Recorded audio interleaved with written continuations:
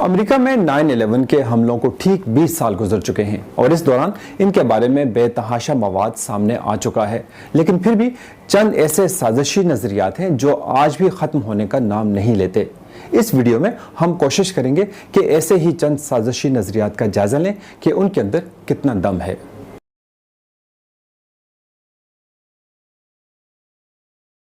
इसका जवाब यह है कि हाईजैकरों की हर टीम में कम से कम एक तरबियत याफ्ता पायलट जरूर मौजूद था। इनमें से 3 पायलट ऐसे थे जिनके पास कमर्शियल लाइसेंस थे, सिर्फ एक पायलट था जो सबसे कम तरबियत याफ्ता था और उसके पास सिर्फ प्राइवेट जहाज उड़ाने का लाइसेंस था। दूसरी बात यह है कि जहाज उड़ाने में सबसे मुश्किल काम जहाज को जमीन से उठाना और फिर उसे लैंड करना होता है। हवा में जहाज को चलाना, उसे मोड़ना, ऊपर नीचे करना, यह कोई मुश्किल काम नहीं होता। दूसरा एतराज़ ये किया जाता है कि जहाज बिल्कुल सही हदफ तक कैसे पहुंचे। तो इसका जवाब यह है कि हर जहाज के अंदर जीपीएस सिस्टम मौजूद होता है। आप उसके अंदर उसके किसी भी हदफ के कोऑर्डिनेट्स उसके अंदर फीड कर दें तो जहाज खुद ब खुद उड़कर उस मकाम तक पहुंच जाता है। तो हाईजैकरों ने भी यही किया कि उन्होंने जहाज के अंदर अपने हदफ के जो कोऑर्डिनेट्स थे वो उन्होंने फीड कर दिए, जहाज उड़कर उसके करीब पहुंचा। फिर वहां पे जाके इन हाईजैकरों में से एक पायलट ने जहाज का मैनुअल कंट्रोल संभाला और अपने हदफ के साथ जहाज को टकरा दिया।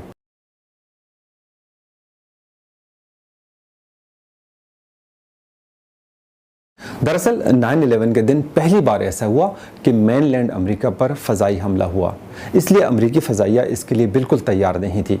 दूसरी बात यह है कि उस वक्त सिर्फ 14 जंगी तैयारे ऐसे थे जो कि उड़ने की हालत में थे और उनको भी इसका हुक्म नहीं था कि वो किसी कमर्शियल जहाज को जो मुसाफिरों से भरा हुआ है उसे मिसाइल मारकर गिरा दें। इस बात का फैसला सिर्फ अमेरिकी सदर जॉर्ज बुश ने किया और उन्होंने सुबह 10:20 पर इसका फैसला किया कि जो जहाज रिस्पॉन्ड नहीं कर रहा उसको मार गिराया जाए। लेकिन उस वक्त आखिरी जहाज को भी गिरे हुए 17 मिनट गुजर चुके थे।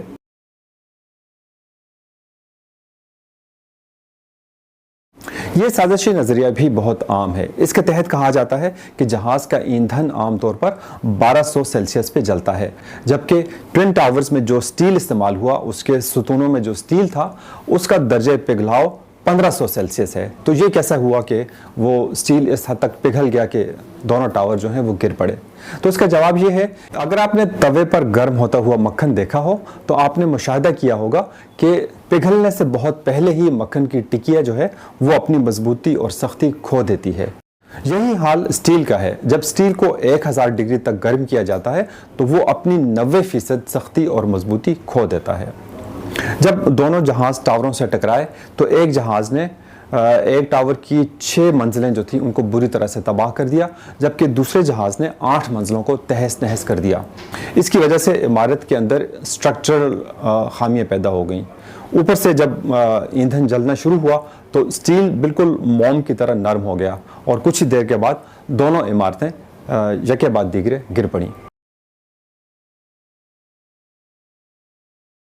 अगर आप इमारतों के ज़मीनी बोझ होने की वीडियोस देखें तो उनमें से धुएं के मरगुले इतनी तेज़ी से बाहर निकलते हैं कि बज़ाहिर ऐसा महसूस होता है जैसे बमों के धमाके हो रहे हैं। लेकिन असल में अगर गौर किया जाए तो आपको मालूम होगा कि कोई भी बड़ी इमारत जो है वो ज़्यादातर एम्प्टी स्पेस यानी खाली जो जिसको खला कहते हैं उस पर मबनी होती है। दीवारें हैं और दीवारों के अंदर खाली जगह। तो जैसे आपने देखा होगा कि अगर जूस के डब्बे के ऊपर पाँव आ जाए तो वो एक तरह से धमाका होता है और उसके अंदर मौजूद हवा बड़ी तेज़ी से निकलती है। तो ट्विन टावर्स में भी यही हुआ कि जब ऊपर की मंजिलें गिरने लगी तो नीचे की मंजिलों के अंदर जो हवा मौजूद थी और जो धुआं और गर्द मौजूद था तो वो उस तेज़ी की वजह से एक धमाके की सूरत में खिड़कियों से और उसके जो शगाफ थे उससे बाहर निकलने लगा और बज़ाहिर ऐसा महसूस हुआ कि जैसे अंदर कोई धमाके हो रहे हैं। 9/11 के हमलों के तकरीबन 7 दिन के बाद एक लबनानी चैनल अल मनार ने एक रिपोर्ट में दावा किया कि 9/11 के हमलों में कोई भी यहूदी हलाक नहीं हुआ। अल मनार ने मजीद कहा कि इन हमलों के पीछे दरअसल इसराइल का हाथ है, जिन्होंने सारे यहूदियों को खबरदार कर दिया था कि वो 11 सितंबर को वर्ल्ड ट्रेड सेंटर का रुख ना करें। अगरचे अल मनार ने कोई सबूत या कोई दलील नहीं दी थी, लेकिन इसके बावजूद ये साजिशी नज़रिया जंगल की आग की तरह फैल गया और आज तक बहुत सारे लोग इस पर यकीन रखते हैं। हत्ता कि साबिक ईरानी सदर अहमदीनजाद ने भी यही बात कही थी कि 9/11 में कोई यहूदी हलाक नहीं हुआ। अमेरिका में शहरियों का मजहबी रिकॉर्ड आमतौर पर नहीं रखा जाता, लेकिन वर्ल्ड ट्रेड सेंटर में काम करने वाली एक कंपनी कैटर फिट्जजेराल्ड ने अपने हलाक होने वाले मुलाजमीन की एक मातमी सर्विस मुनक़िद की, जिससे ये मालूम हुआ कि उसके तकरीबन 11% उसमें यहूदी भी शामिल थे। इसी तरह से न्यूयॉर्क टाइम्स ने भी अपनी एक तहकीकाती रिपोर्ट मुरतब की और उससे भी मालूम हुआ कि वर्ल्ड ट्रेड सेंटर में हलाक होने वालों में तकरीबन 11 से 12% यहूदी थे, जिनकी कुल तादाद 400 के करीब बनती है।